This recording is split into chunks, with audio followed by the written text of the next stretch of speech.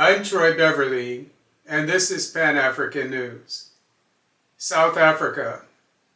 Israeli behind mysterious arrival of 160 Palestinians in South Africa.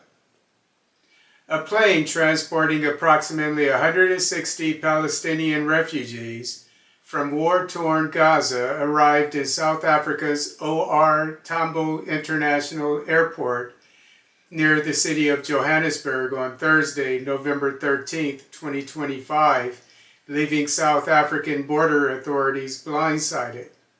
After being refused entry into the country for almost 12 hours, the government allowed the group to exit the plane after the charity organization Gift of the Givers offered to accommodate it. As reported by the Business Insider Africa, South African border authorities initially refused the group entry into the country because it lacked departure stamps, return tickets, and details of its accommodations.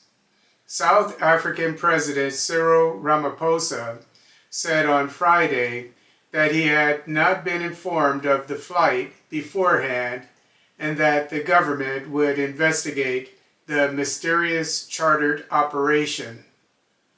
Ramaphosa later acknowledged the humanitarian aspect of the situation, stating, quote, "We cannot turn them back, even though they do not have the necessary documents and papers. These are people from a strife-torn, a war-torn country," unquote. Two Gazans on the flight told Reuters they paid $2,000 per seat for their families to flee Gaza.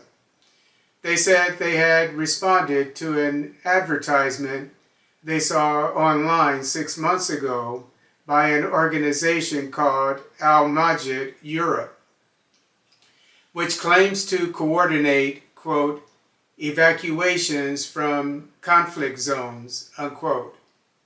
According to Al Jazeera, Israeli newspaper Haaretz reported on Sunday that Israeli-Estonian dual national Janar Lind runs Al-Majd Europe. Haaretz said Lind collaborated with an Israeli military unit named the Voluntary Emigration Bureau, set up in early 2025 under the Israeli Ministry of Defense, in charge of the, quote, "forced transfer of Palestinians from Gaza to facilitate several such flights," unquote. As per Haaretz, Lind does not deny arranging the flights, but refuses to provide additional information. The itinerary of the trip went as follows.